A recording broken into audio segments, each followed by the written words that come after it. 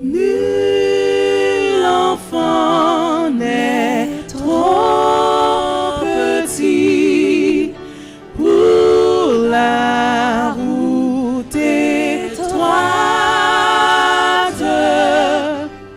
Quand le Seigneur l'y conduit, marchant à sa droite, même le plus jeune cœur peut être un temple au Seigneur. Même le plus jeune cœur peut être un temple au Seigneur.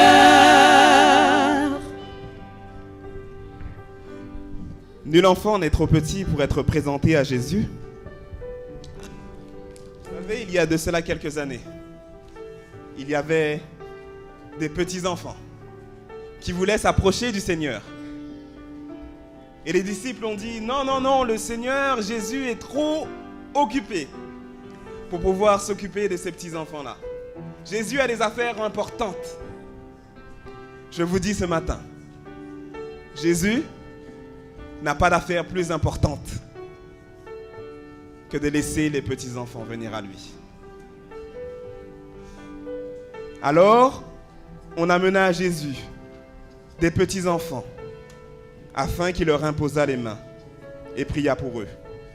Mais comme je viens de vous le dire, les disciples les repoussèrent. Et Jésus dit, laissez les petits-enfants et ne les empêchez pas de venir à moi, car le royaume des cieux est pour ceux qui leur ressemblent. Alors vous qui êtes dans l'assemblée ce matin, si vous voulez entrer dans le royaume des cieux, vous devez ressembler à ces deux petits-enfants. Ces deux petits-enfants. Et Jésus leur imposa les mains et il partit de là.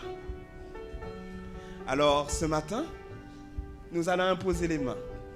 C'est-à-dire que nous allons prendre les enfants dans nos bras et nous allons prier pour eux afin que le Saint-Esprit vous accompagne, qu'il vous guide. Mais vous savez qu'on a l'habitude de donner un verset aux parents. On donne un verset aux parents afin qu'ils puissent aider les enfants à grandir et à suivre la voie du Seigneur. Alors il y a un beau verset que j'ai vu cette semaine, c'était dans le psaume chapitre 9. Donc je vais le prendre et je vais vous le lire.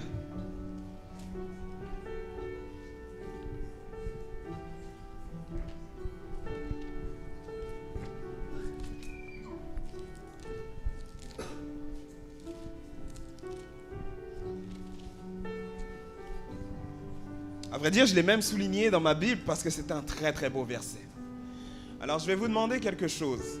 C'est d'apprendre ce verset-là et de l'enseigner afin que vos enfants puissent se rappeler de la merveilleuse promesse qu'il y a dans ce verset. Est-ce que vous êtes capable de faire ça? N'appelez pas dans 2 semaines pour demander quel était le verset que tu nous as donné, pasteur. Parce que vous êtes censé le mettre dans votre tête et l'apprendre dès maintenant. Psaume chapitre 9, versets 10 et 11. C'est facile. 9, 10 et 11. Psaume chapitre 9, versets 10 et 11. L'Éternel est un refuge pour l'opprimé, un refuge au temps de la détresse. Ceux qui connaissent ton nom se confient en toi, car tu n'abandonnes pas ceux qui te cherchent, ô Éternel. Un jour, ils vont se sentir abandonnés. Un jour, ils vont se sentir opprimés. Mais l'Éternel n'abandonne jamais. Jamais. Ceux qui le cherchent et ceux qui trouvent refuge en lui. Alors mon souhait ce matin, c'est qu'ils puissent trouver refuge en la présence de Dieu. Je demanderai à l'Assemblée de prendre une position de prière et je demanderai aux parents et à la famille de s'agenouiller et de prier avec nous.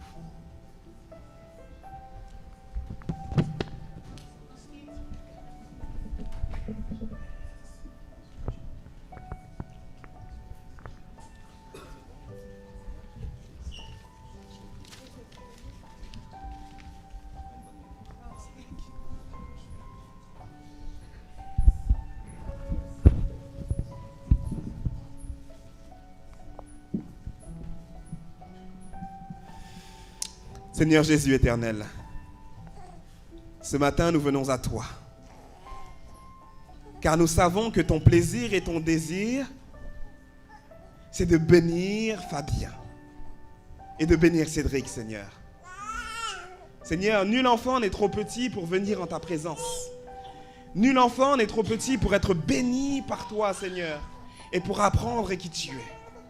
Je prie ce matin en ton nom éternel, que Cédric puisse trouver refuge en toi, que lorsqu'il se sent opprimé, qu'il sache que l'Éternel n'est pas trop occupé pour soulager ma peine et pour venir à mon secours. Je prie, Éternel, afin qu'il en soit de même pour Cédric. Seigneur, que Cédric et Fabien se reposent en toi et qu'ils sachent que Dieu est là, qu'il se soucie de moi et qu'il prendra soin de moi si je me confie en lui. Bénis les parents aussi, Seigneur. Je sais que la tâche n'est pas facile. À vrai dire, des fois, en tant que parents, on se trouve dépassé par les événements. Mais nous savons, Seigneur, que lorsque nous instruisons l'enfant selon la voie qu'il doit suivre, quand il sera grand, il se rappellera de cette voie et il ne s'en détournera pas. Éternel, bénis Fabien, bénis Cédric, bénis les parents, au nom de Jésus. Amen.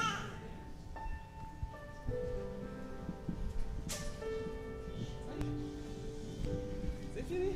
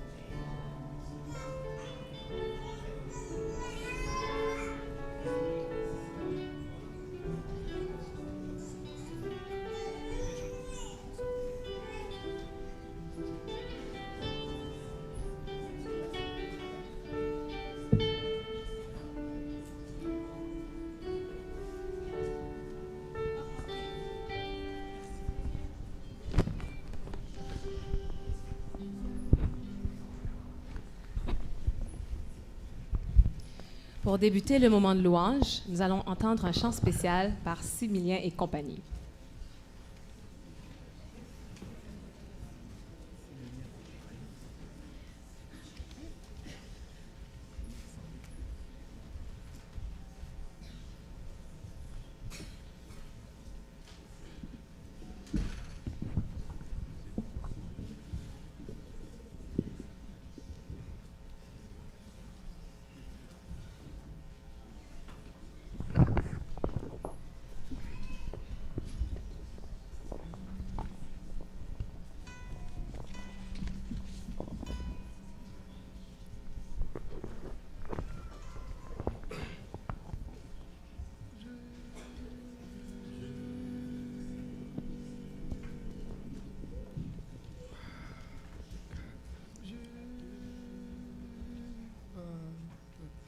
Je suis à toi, mon Dieu, je m'abandonne entre tes mains pour ne servir que toi. Sois mon rempart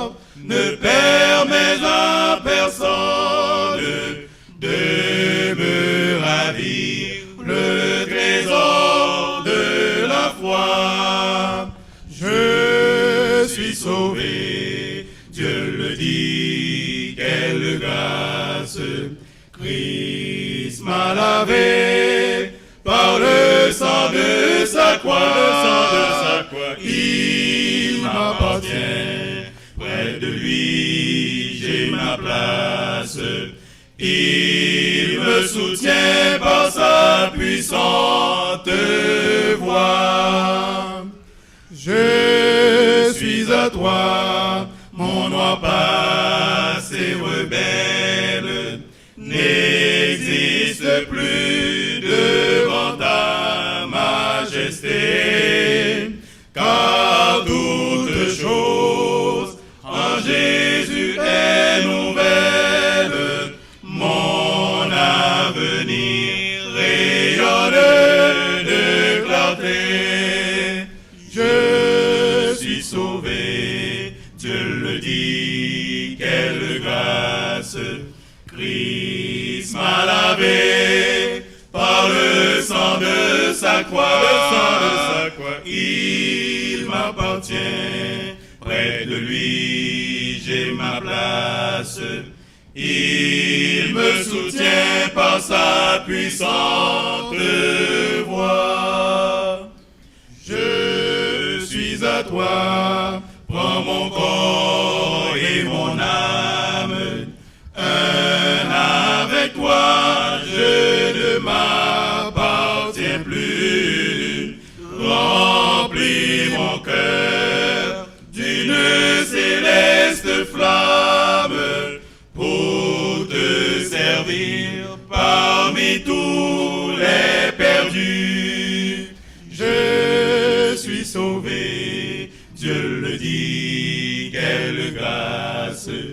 Christ m'a lavé par le sang de sa croix, il m'appartient. Près de lui, j'ai ma place.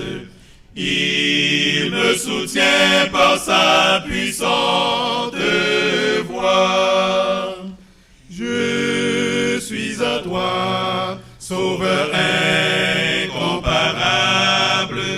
qui ne voudrait t'aimer souffrir pour toi, que jusqu'au bout ta puissance admirable soit mon secours, la source de ma foi.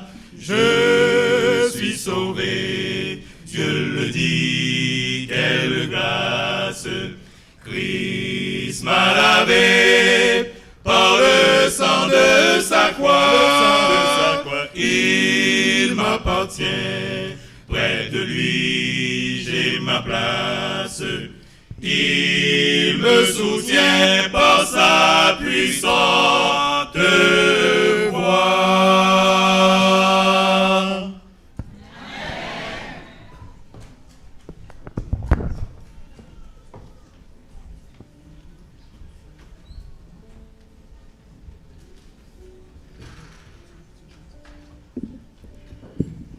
Juste une petite annonce, il y a encore des gens qui sont debout. Alors s'il y a des membres d'église qui pourraient passer sur la chaire pour donner leur place aux visiteurs, s'il vous plaît, ce serait bien. Merci.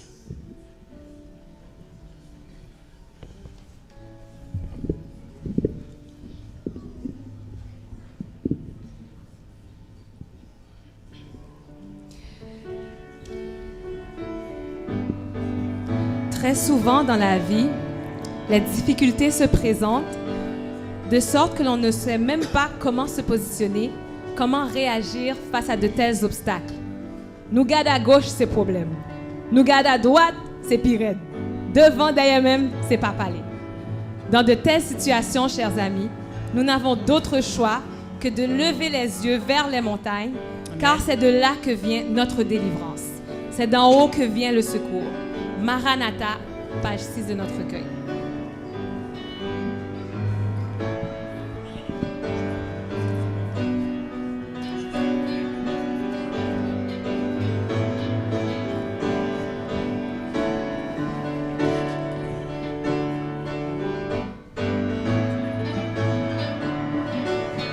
Nous chantons debout pour louer le Seigneur.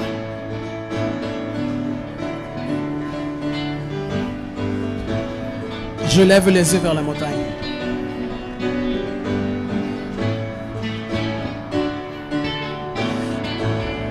Je lève les yeux vers les montagnes. Je lève les yeux vers les montagnes. D'où me viendra le secours? D'où me viendra le secours? Le secours me vient de Dieu.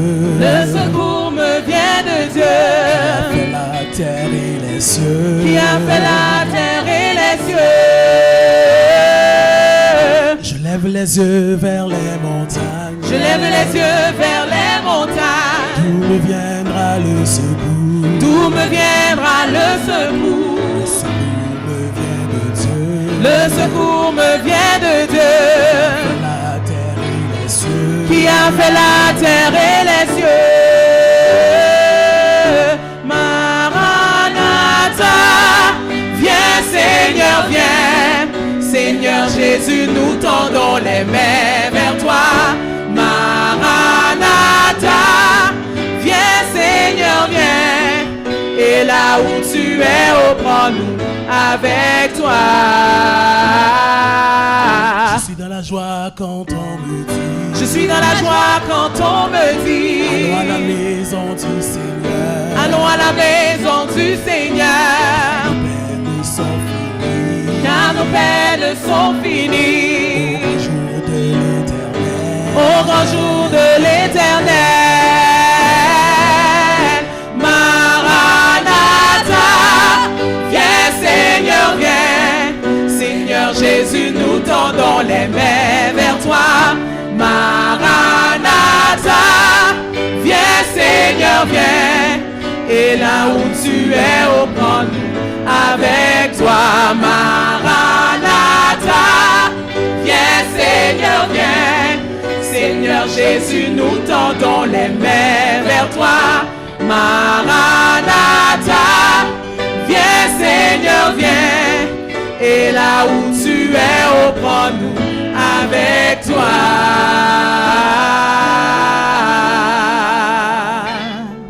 Amen. Amen, chers amis.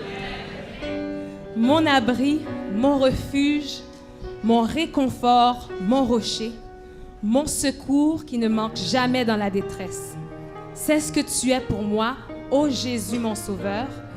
Et c'est pour cela que dans les bons comme dans les mauvais moments, je te louerai. C'est dans la louange, mes amis, qu'est la délivrance. Chantons ô Jésus mon Sauveur à la page 59 de notre recueil.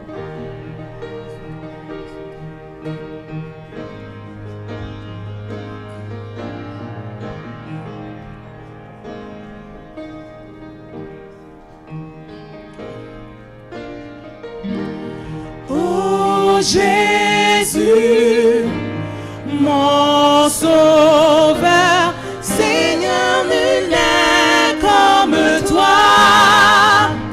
Jour après jour, je te louerai, car ton amour est merveilleux.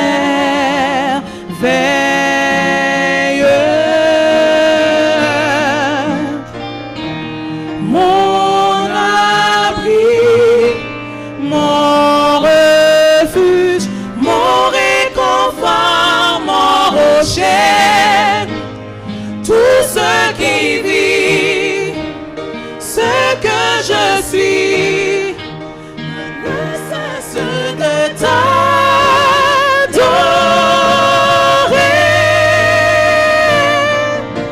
Chante au Seigneur, crie de joie, terre entière.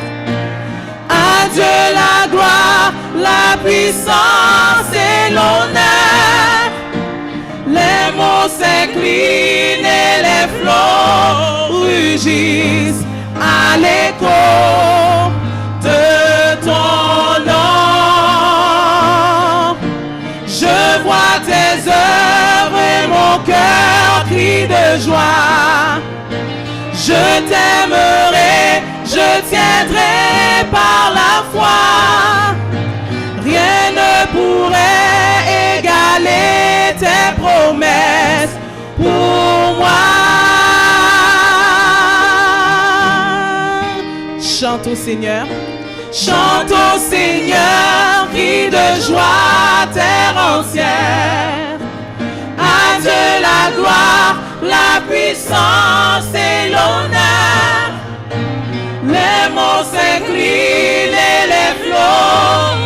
rugissent à l'écho de ton nom. Je vois tes œuvres et mon cœur crie de joie. Je t'aimerai, je tiendrai par la foi. Rien ne pourrait égaler tes promesses pour moi.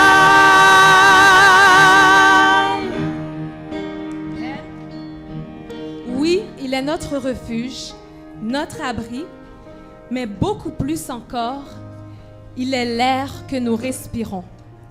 Imprégnons-nous de sa présence ce matin et chantons cet air que je respire pour nous prédisposer au pain de vie que Pasteur Teddy partagera avec nous.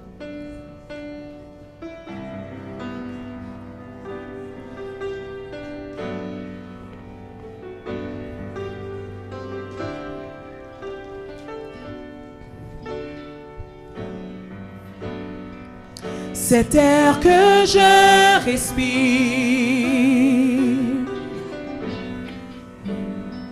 cet air que je respire, c'est ta présence donnée en moi.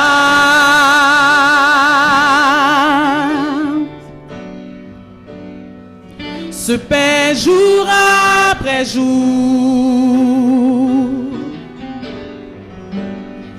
ce pain jour après jour, c'est ta parole donnée pour moi et moi.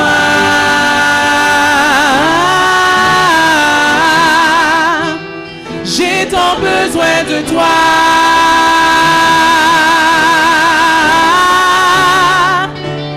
Et moi,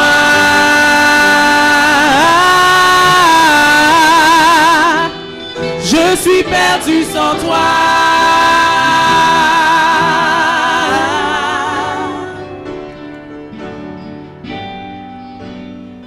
Cet air que je respire, cet air que je respire, c'est ta présence qui vit en moi.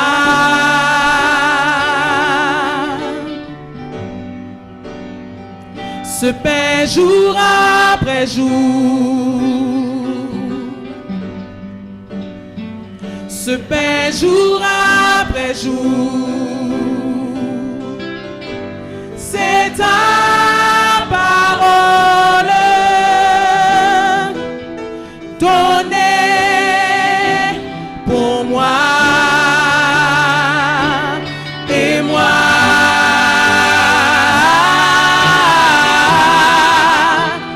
J'ai tant besoin de toi.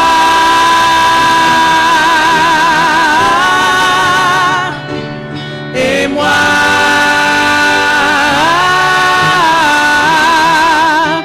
je suis perdu sans toi.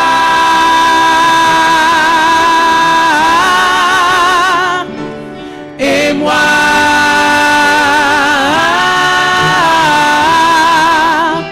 j'ai tant besoin de toi.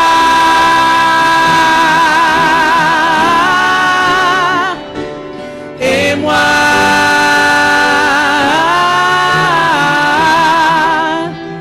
je suis perdu sans toi.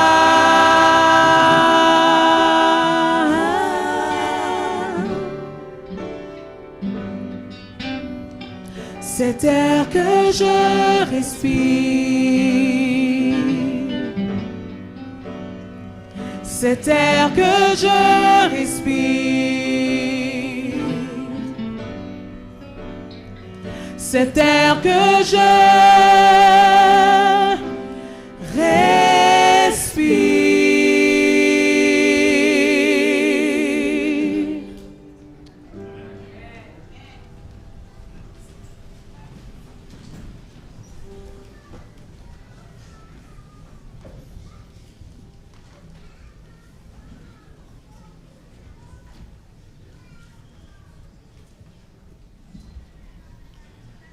Je ne sais pas si quelqu'un va pouvoir arranger le micro parce que je ne voudrais pas avoir à me mettre comme ça pendant toute la prédication pour pouvoir prêcher. Alors si on pourrait venir arranger le micro pour moi, s'il vous plaît, ce serait très gentil. Cet air que je respire, c'est la présence de Dieu. Avez-vous senti la présence du Seigneur dans sa maison? Sentez-vous la présence de Dieu maintenant? Oui, c'est bon. Frères et sœurs, amis visiteurs, avez-vous conscience que Dieu est présent? Le Dieu de l'univers, celui qui a créé cette terre, celui qui vous a créé, celui qui m'a créé est présent maintenant. Au milieu de nous. Et il a rendez-vous avec vous. Peut-être que vous ne le saviez pas. Mais Dieu va vous parler ce matin. Parce que vous êtes important à ses yeux. Dieu a rendez-vous avec chacun d'entre vous et il va vous parler ce matin parce qu'il a rendez-vous avec vous. Chers amis, aujourd'hui, on continue notre étude sur l'évangile du refuge. On l'a mis un petit peu en stand-by à cause de la campagne d'évangélisation. Mais maintenant, nous continuons notre étude sur l'évangile du refuge. Et aujourd'hui, nous allons étudier spécifiquement le Dieu du refuge. Alors, je vois que certains d'entre vous, vous êtes en train de froncer les sourcils. Vous vous demandez, qu'est-ce que je suis en train de parler? Qu'est-ce que je suis en train de dire? Je vais faire un petit rappel parce que je sais que certains d'entre vous, vous n'étiez pas là mercredi dernier. Et puis, ça fait un petit mois, donc généralement, dans un mois, on oublie certaines choses. Alors, je vais simplement reprendre les éléments clés de notre étude. Premièrement, on a vu que Dieu est un refuge. On va retourner en arrière, peut-être que ça va s'afficher. Il y a une partie de ma présentation qui s'affiche, espérons que ça ira mieux après. On a vu dans notre première étude que Dieu est un refuge. On a vu qu'on peut se réfugier en la présence de Dieu quand on éprouve des difficultés. Parce que Dieu est un Dieu de sécurité, une forteresse. D'ailleurs, c'est ce que nous dit le psaume 46. Ok, je vais arrêter. Et on va recommencer. Oh! Gloire à Dieu. Donc on a vu que Dieu est un refuge, un appui, un secours qui ne manque jamais dans la détresse. C'est ce que nous avons vu ensemble. Dieu ne manque jamais dans la détresse. Ensuite, dans notre deuxième étude, on a vu que Dieu avait une loi qu'il a amendée. Cette loi, c'était la loi du talion. Est-ce que vous vous souvenez un petit peu de la loi du talion? Cette loi exigeait la mort d'un homme en cas d'homicide. Et même si c'était un homicide involontaire, c'est-à-dire accidentel, cet homme-là devait mourir. La loi du talion nous dit œil pour œil, dent pour dent, main pour main, pied pour pied, brûlure pour brûlure, blessure pour blessure, meurtrissure pour meurtrissure. Ce que tu me fais, la peine que tu me fais, c'est la même peine que je vais te faire. Œil pour œil, dent pour dent. Alors, pour éviter une escalade de violence, Dieu a mis en place 6 villes de refuge. Des villes à l'est du Jourdain et des villes à l'ouest du Jourdain. Donc, on a constaté que les Israélites avaient une législation spéciale pour ces villes de refuge. Est-ce que votre mémoire est en train d'être rafraîchie un petit peu? Amen. Ils avaient une législation spéciale concernant les routes d'accès, parce que Dieu leur avait dit de construire des routes d'accès pour aller au refuge. Et en fin de compte, ces routes-là, les Israélites les dégageaient, elles étaient dégagées, elles étaient nettoyées, elles étaient déblayées. La route menant à la ville de refuge était élargie, c'était une route qui était 2 fois plus large, afin que le prisonnier, non pas le prisonnier, mais le meurtrier, puisse se rendre plus vite à la ville de refuge. Il ne fallait que rien ne puisse l'arrêter dans sa course. C'était une question de vie ou de mort. Alors lorsqu'il arrivait à une intersection, la route était balisée. Il y avait des panneaux indiquant la direction de la ville de refuge. Toute cette législation, c'était pour que le meurtrier arrive à temps à la ville de refuge. Parce que si le meurtrier rencontrait le vengeur de sang, c'est-à-dire un des membres de la famille ou la personne qui avait été désignée, rappelez-vous la loi du talion, œil pour œil, dent pour dent, main pour main, blessure pour blessure, meurtrissure pour meurtrissure. Donc si vous tuez quelqu'un de ma famille, moi je tue quelqu'un de ta famille ou je te tue. Donc, le meurtrier devait courir et arriver à la ville de refuge parce que sinon il était tué. On le tuait. Mais s'il était dans la ville, il était en sécurité. Alors c'est ainsi que Dieu nous a invités en tant qu'Église à déblayer, à dégager les routes d'accès menant à la ville de refuge moderne qu'est l'Église.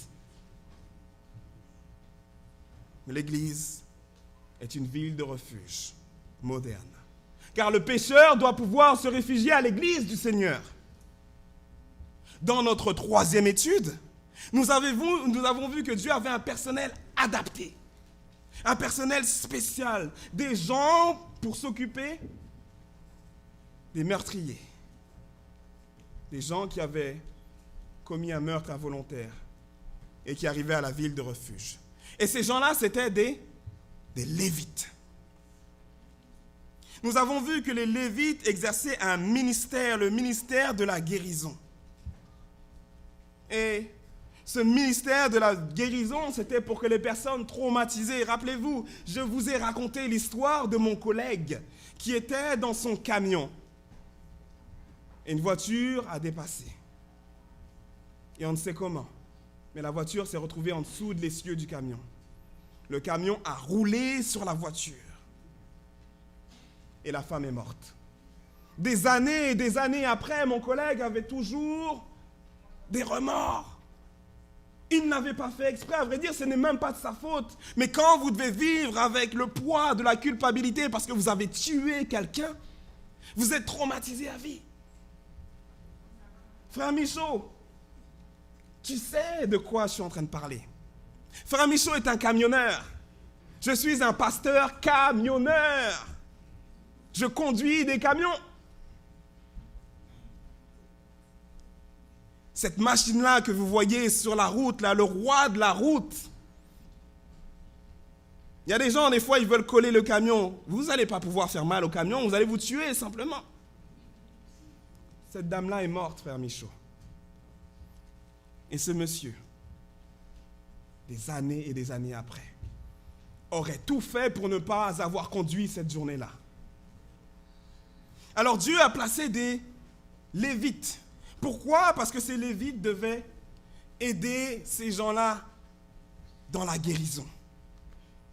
Alors, qu'est-ce que le ministère lévitique de la guérison? C'est le ministère que les Lévites avaient. Ils accueillaient les gens, ils les écoutaient, ils étaient hospitaliers. Les meurtriers devaient vivre dans la ville, donc ils étaient encadrés, mais pas loin, à proximité, dans la ville, avec les Lévites.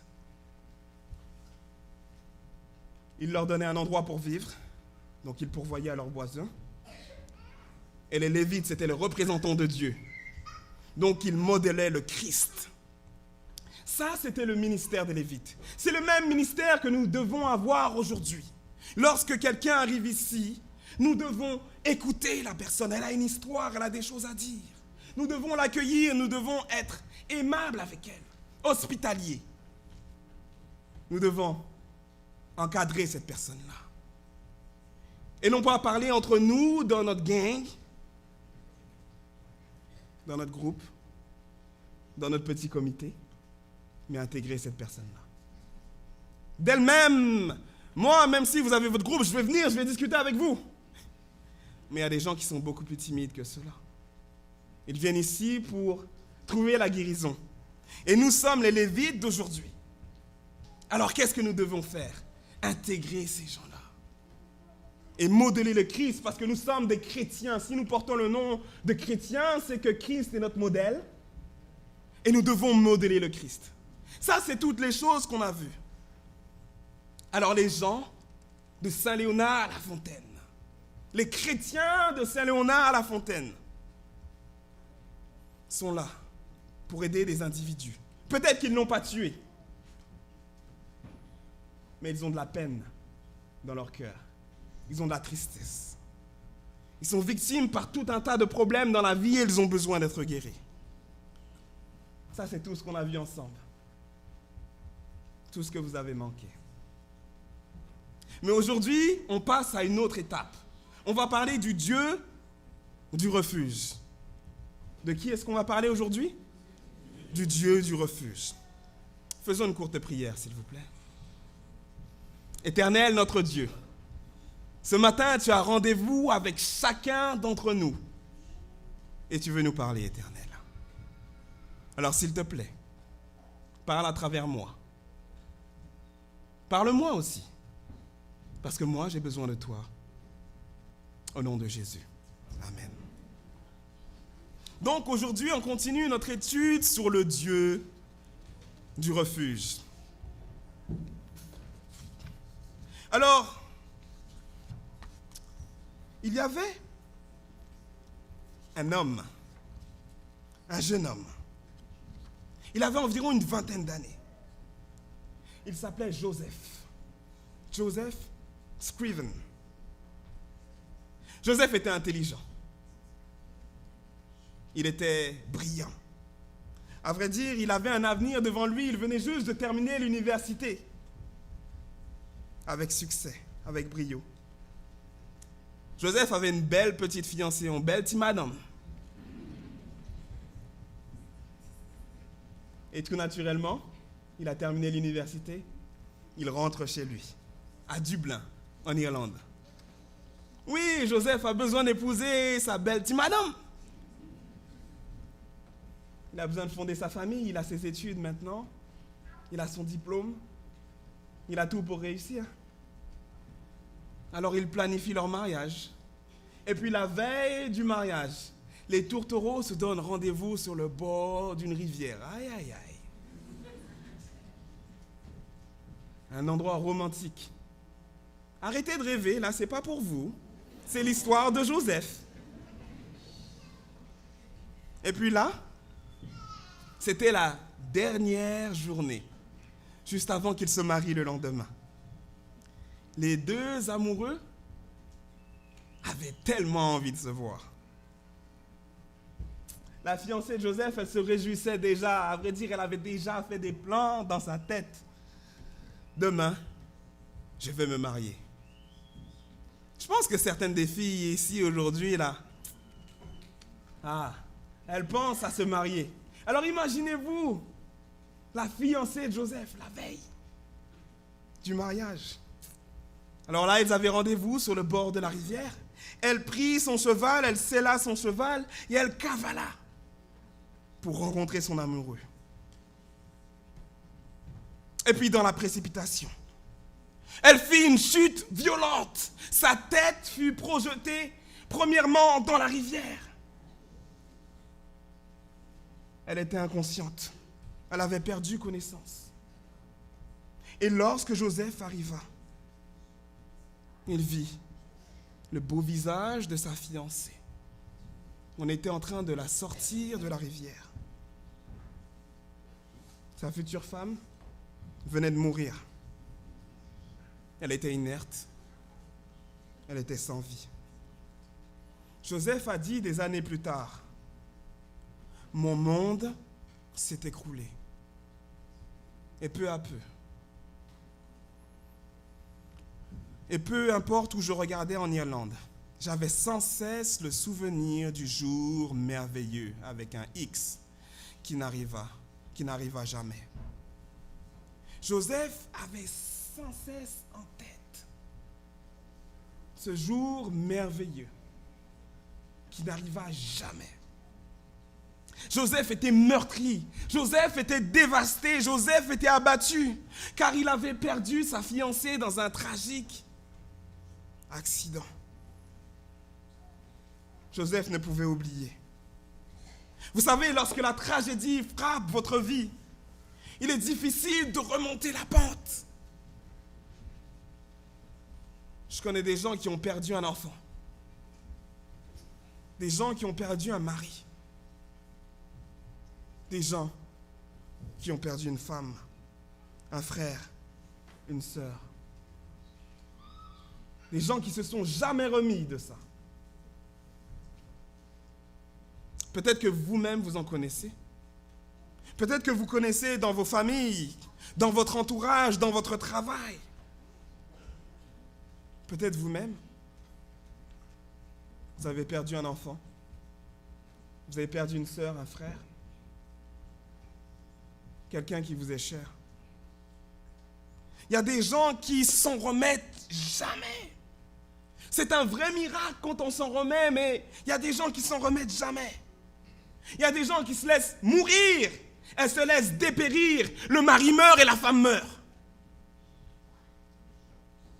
L'enfant meurt, la femme perd la tête. Le mari meurt, la femme se suicide. Je connais une femme qui est proche de moi. Elle a perdu son enfant, ça fait 14 ans. À chaque fois que le mois de novembre arrive, au mois de novembre, elle est toujours déprimée. On sait que le mois de novembre, c'est un mois qui est très très difficile pour elle.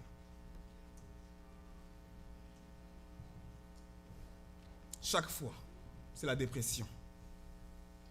C'est vraiment malheureux, mais on se remet difficilement de ce genre de catastrophe. Vous le savez. Dieu s'intéresse à nous. Dieu s'intéresse à notre équilibre psychologique. Bien sûr, il veut nous sauver, il s'intéresse à ce qu'on soit sauvé, mais Dieu s'intéresse à notre équilibre psychologique. Dieu s'intéresse à notre bien-être émotionnel. Dieu s'intéresse à notre bien-être psychique. Et c'est pour cela que dans son amour, il a mis en place des villes de refuge, des endroits spéciaux pour ses enfants. Parce qu'il sait que ses enfants ont besoin de guérison. Mais vous savez, dans la tête de Dieu, dans son plan, il s'est dit comment faire pour que l'homme puisse guérir. Eh bien, Dieu avait deux solutions. La première solution, c'est de mettre des Lévites, c'est de mettre des gens spécialisés pour aider son peuple, ses enfants à guérir. Et voici ce que Dieu a dit. Parmi les villes que vous donnerez aux Lévites, voici ce qu'il dit à Moïse, il y aura 6 villes de refuge où pourra s'enfuir le meurtrier et 42 autres villes. Dieu a choisi 6 villes de refuge et les a données spécialement aux Lévites. Parce qu'il sait que ce sont des gens qui sont en contact avec sa parole. Il sait que ce sont des gens qui chantent sa parole. Il sait que ce sont des gens qui sont là et qui travaillent au service de son sanctuaire. Il sait que ce sont des gens qui sont censés prier, qui sont censés être en contact avec lui. Alors qui de mieux que les Lévites pour pouvoir travailler dans ce ministère de la guérison? Qui de mieux que le chrétien pour pouvoir aider quelqu'un qui est dans la tristesse, quelqu'un qui est dans la peine à se sentir mieux? Personne d'autre. Ça, c'était la première partie, le premier volet. Et ça, c'était facile. Parce que Dieu avait juste dit aux Lévites, ok, voici, je vous donne des villes, je vous donne 6 villes, vous habitez dans ces villes-là. Maintenant, Dieu devait s'assurer que les gens de la ville soient sans cesse rappelés de son caractère. Ça, c'est le deuxième volet. Le premier volet, c'était facile à réaliser. Mais le second, vous savez, quand on a des problèmes, quand on a des soucis, des fois, la parole de Dieu, on la tasse. On ne veut pas entendre parler de Dieu. Il y a des gens qui cherchent Dieu quand ils sont dans la peine et dans la tristesse. Mais il y a d'autres gens, ils ne veulent pas du tout. Qu'est-ce que tu me parles de ton Dieu? Regarde ma situation, regarde ma vie.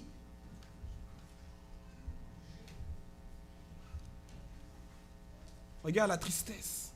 Regarde ce qui s'est passé au Québec et tu me parles de Dieu. Il y a des gens qui ne veulent pas entendre parler de Dieu quand ils sont dans la tristesse. Mais pourtant, c'est à ce moment-là qu'on a le plus besoin de lui. C'est quand ça va mal qu'on a le plus besoin de lui. Alors comment aider l'homme contre sa volonté dans la guérison? Eh bien, Dieu a fait quelque chose d'extraordinaire. Lisons la Bible dans Josué chapitre 20, versets 7 et 8. Ils consacrèrent Kedesh en Galilée, dans la montagne de Nephtali, Sichem dans la montagne d'Éphraïm, ça fait 2 villes de refuge, Kirja-Arba qui est Hébron, la 3e dans la montagne de Juda. Et de l'autre côté du Jourdain, à l'orient de Jéricho, ils choisirent Beth-Zer, qui est la 4e ville de refuge, dans le désert, dans la plaine, dans la tribu de Ruben. Ramoth en Galade, c'est la 5e ville, dans la tribu de Gad. Et la 6e ville, Golan en Basan, dans la tribu de Manassé. 6 villes de refuge que Dieu a choisies. Est-ce que vous avez compris la chose prodigieuse que Dieu a faite? Peut-être que vous n'avez pas compris. Non, vous n'avez pas compris. Dieu sait qu'il est important pour qu'une personne guérisse, qu'elle se souvienne qu'elle n'est pas seule dans son malheur. Dieu sait que pour qu'une personne guérisse, elle doit se souvenir qu'elle a quelqu'un auprès d'elle. Dieu sait que pour qu'une personne guérisse, elle doit se souvenir qu'elle a un ami qui est fidèle, qui est là et qui comprend ce par quoi elle passe. Dieu sait que pour qu'une personne guérisse, elle doit se souvenir qu'il y a quelqu'un sur qui elle peut se reposer dans la tristesse. Dieu sait ça. Alors pour que vous vous rappeliez, pour que la personne se rappelle que Dieu est un refuge, un appui, un secours qui ne manque jamais dans la détresse, Dieu va donner, attention, écoutez, des noms significatifs à ces villes de refuge. Kedesh, David, ça veut dire lieu saint. Ça veut dire consacré. Ramoth, ça veut dire quoi? Ça veut dire élevé. Golan, ça veut dire quoi? Ça veut dire joie. Beth-Zer, ça veut dire quoi? Ça veut dire forteresse. Sichem, qu'est-ce que ça veut dire? Dos, épaule. Hébron, qu'est-ce que ça veut dire? Amitié. Alors voici ce que vous auriez dû lire dans votre Bible et c'est pour ça que je suis excité. Vous auriez dû lire. Il consacrait un lieu saint en Galilée dans la montagne de Nephtali. Épaule dans la montagne d'Éphraïm. Kirja-Arba qui est amitié dans la montagne de Juda. Et de l'autre côté du Jourdain, à l'orient de Jéricho, ils choisirent quoi? Forteresse dans le désert, dans la plaine, dans la tribu de Ruben. Élevé en Galade, dans la tribu de Gad. Et quoi? Et joie. Joie. Joie. Alors, est-ce que vous comprenez ce que je suis en train de dire pour l'instant? Ou vous n'avez pas encore compris? Si vous n'avez pas encore compris, Dieu voulait que le meurtrier sache, qu'il sache que lui qui était souillé parce qu'il avait tué quelqu'un, rappelez-vous l'histoire du bon samaritain, en fin de compte, il y en a qui sont passés à côté, ils ne se sont pas arrêtés parce qu'ils ne voulaient pas se souiller, parce qu'ils ne pouvaient pas être dans la présence de Dieu. Mais Dieu voulait que le meurtrier sache que même si il est souillé, il pouvait se tenir dans la présence d'un Dieu saint. Dieu voulait que le meurtrier sache qu'au moment où il se sentirait seul, qu'il sentirait que le monde s'est écroulé autour de lui, que son Dieu le porterait sur ses épaules.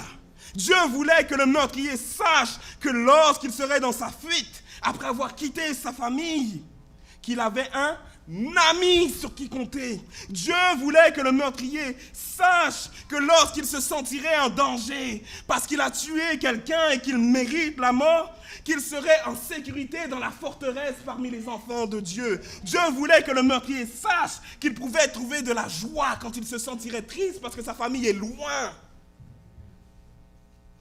Alors Dieu a donné 6 villes de refuge pour la guérison de ces gens-là. Vous n'avez pas encore compris ce que je suis en train de dire. Quand le meurtrier arrivait à la ville de refuge, bienvenue à Amitié. Quoi? Bienvenue à Joie. Moi, j'ai tué quelqu'un, j'ai pas de joie. Tu me dis bienvenue à Joie. Qu'est-ce que tu es en train de me raconter? Bienvenue à Forteresse. Bienvenue à Épaule. Dieu voulait que les gens sachent qu'il était le Dieu du refuge. Et que même s'ils ne voulaient pas entendre sa parole, durant leur séjour, ils entendraient les Lévites chanter le psaume 91. Les psaumes, ce sont des chants. Celui qui demeure sous l'abri du Très-Haut repose à l'ombre du Tout-Puissant. Je dis à l'Éternel, mon refuge et ma forteresse. Alors tu ne veux pas l'entendre, mon ami. Mais les Lévites vont le chanter. Psaume 46. Dieu est pour nous un refuge et un secours. Jamais dans la détresse. Tu ne veux pas l'entendre, mon ami, mais les Lévites vont chanter. Alors sans cesse, ils étaient rappelés du Dieu du refuge. Et ils guérissaient. Ils trouvaient la guérison. Vous savez, Dieu savait que la guérison, ça n'arrive pas en un jour. Alors il devait attendre la mort du grand prêtre pour sortir. La mort du grand prêtre pour arriver dans 5 ans, dans 10 ans. C'était le temps qu'il fallait pour que l'amertume puisse descendre. Pour que lui puisse être transformé. Et lorsqu'il rentrait à la maison, c'était un homme transformé. Un homme différent. Un homme qui connaissait son Dieu. Vous vous souvenez de l'histoire de Joseph que je vous ai racontée au début? Joseph, quand il regardait en Irlande, il ne pensait qu'au jour qui n'était pas arrivé.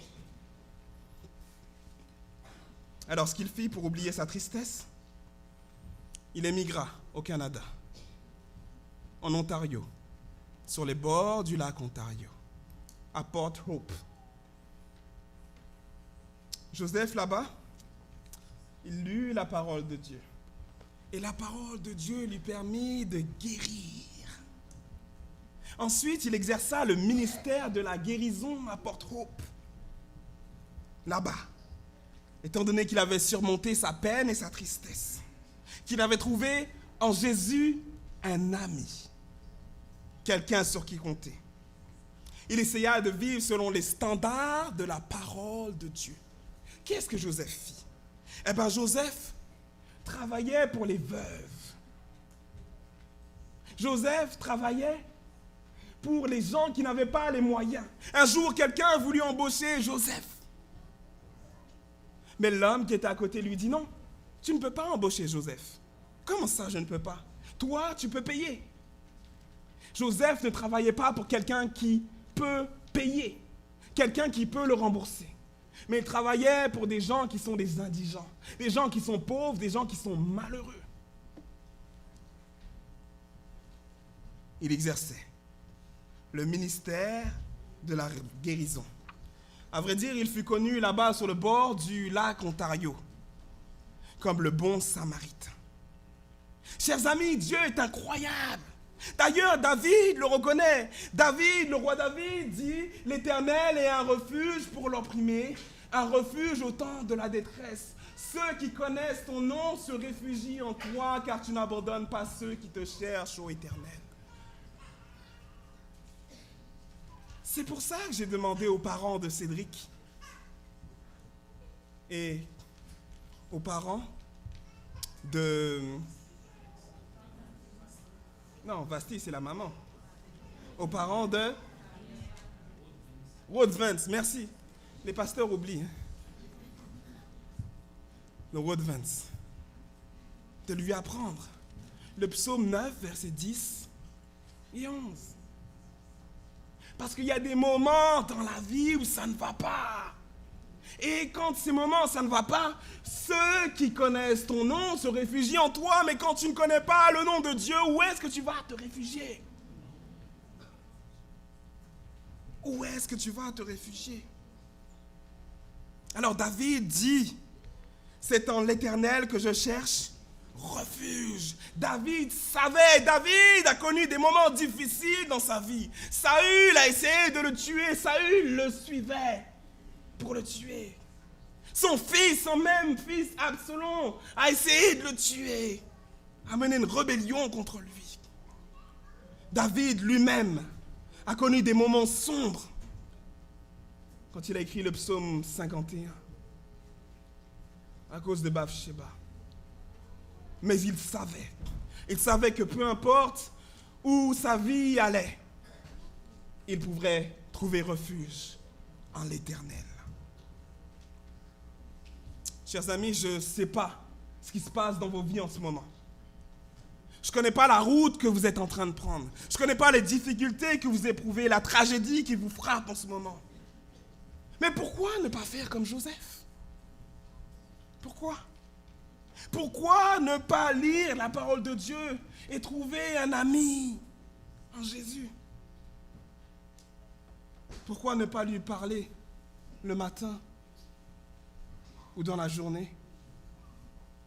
Pourquoi ne pas faire comme Joseph pour surmonter votre deuil et servir les autres et parler de Dieu aux autres? Joseph n'était pas un prédicateur, mais il aidait les autres. Il prenait soin d'eux. Il soulageait leur peine. Et éventuellement, il posait des questions. Je vous l'ai dit, Joseph Scriven était un homme bon. Il décida de travailler pour un capitaine. Et là, il enseignait aux enfants du capitaine. Et durant ces années, il rencontra une belle petite madame. Encore. Et là, il tomba amoureux d'elle. C'était la nièce du capitaine. Elle avait une 20aine d'années. Et puis, ils ont commencé à se fréquenter. Et là, ils ont planifié leur mariage. Elle s'appelait Elisa Roche. Quelques semaines avant leur mariage, Elisa, qui n'avait que 23 ans, tomba malade. Elle tomba malade. Et elle fut emportée par une pneumonie. Une fois de plus, Joseph fut accablé par la perte de celle qu'il aimait. C'était la deuxième fois. La deuxième fois, vous vous rendez compte, la deuxième fois frappé par la deuil. La deuxième fois. Et la deuxième fois, il trouva du réconfort dans la parole de Dieu. Dans l'homme qui s'était fait ami. Le Dieu qui était venu en Jésus. L'année suivante, Joseph écrivit une lettre à sa maman. Et c'était un poème. Joseph décrivit à sa mère comment il avait trouvé un ami en Jésus quand la peine l'envahissait. Joseph comprit que son Créateur n'était pas simplement une force dans l'univers, une force impersonnelle, mais un ami, un père qui nous aime, Un père qui n'a que le plus grand désir, c'est de soulager la peine de son enfant. Alors je vais vous lire un petit peu du poème de Joseph Scriven. Quel ami, fidèle et tendre, nous avons en Jésus-Christ, toujours prêt à nous entendre, à répondre à notre cri. Il les connaît, nos défaillances, nos chutes de chaque jour, sévère en ses exigences. Il est riche en son amour. Quel ami fidèle et tendre nous avons en Jésus-Christ, toujours prêts à nous comprendre quand nous sommes en souci. Joseph a connu les soucis, il a connu la peine, il a connu la tristesse, mais il savait qu'en Jésus, il avait un ami fidèle. Savez-vous que vous avez un ami? Savez-vous que Jésus est votre ami? Un ami fidèle et tendre qui comprend. Un ami fidèle et tendre qui entend. Un ami fidèle et tendre que vous pouvez rechercher dans la prière. Alors pendant que le groupe de chant va chanter quel ami fidèle et tendre, je vais vous demander de vous mettre debout et d'écouter les paroles de Joseph Scriven. Car nous avons un ami en Jésus. Un ami qui ne demande que notre amitié pour soulager notre peine. Levons-nous, chers amis, et écoutons les paroles de Joseph Scriven.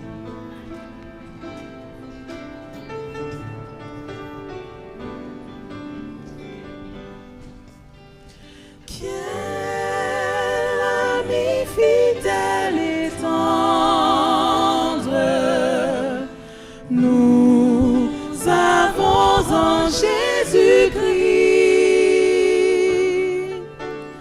toujours prêt à nous entendre, à répondre à notre cri.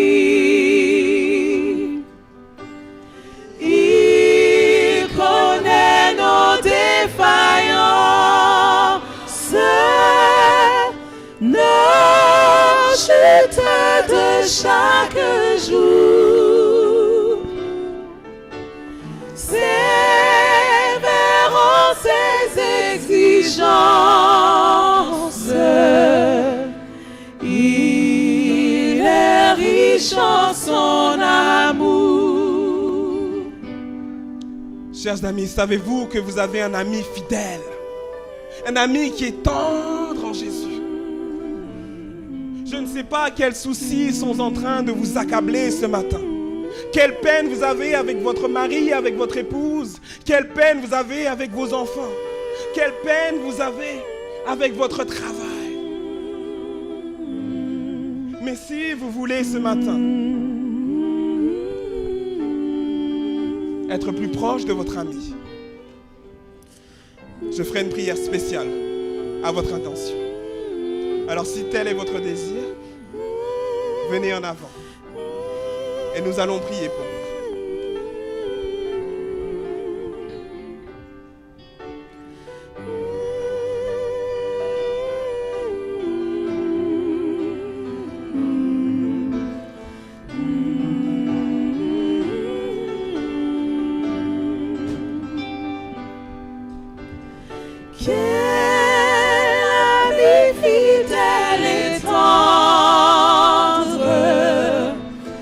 Nous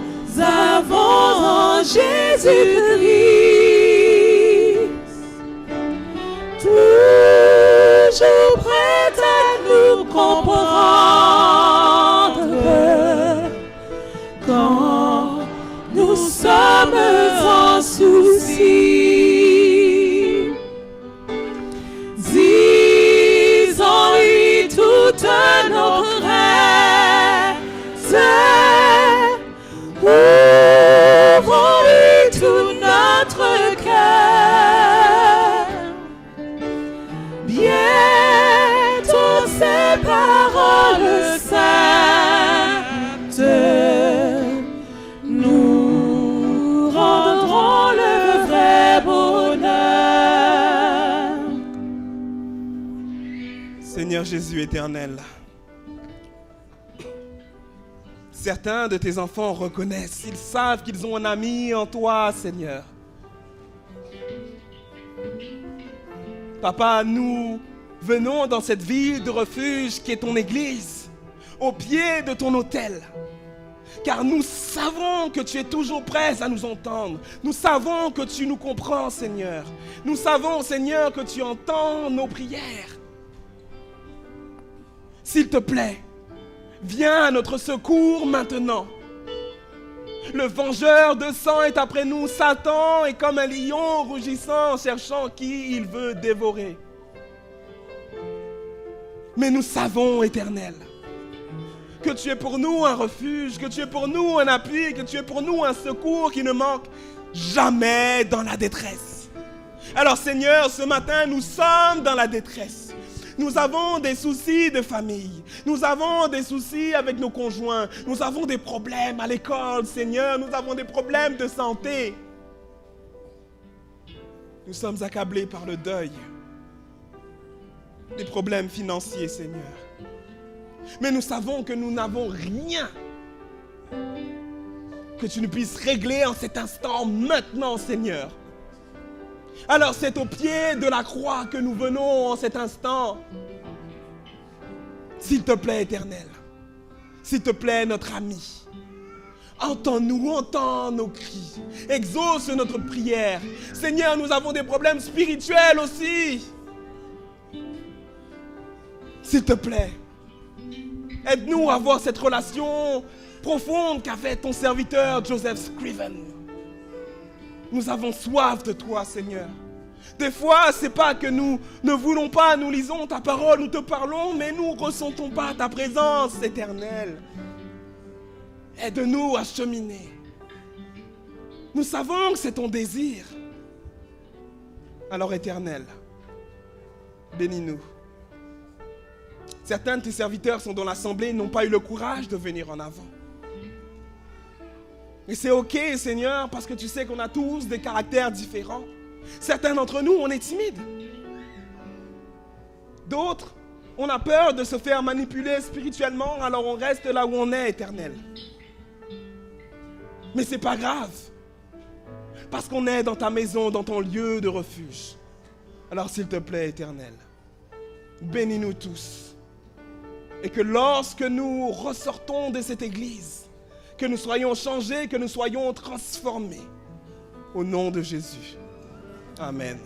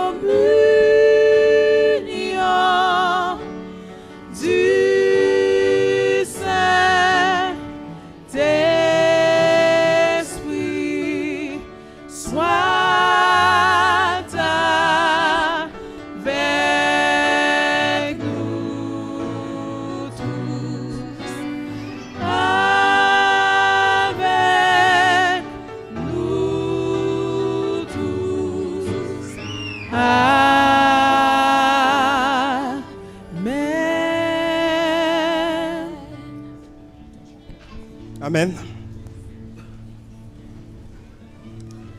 Pour favoriser la sortie, nous allons chanter « Nous voguons vers un beau rivage ».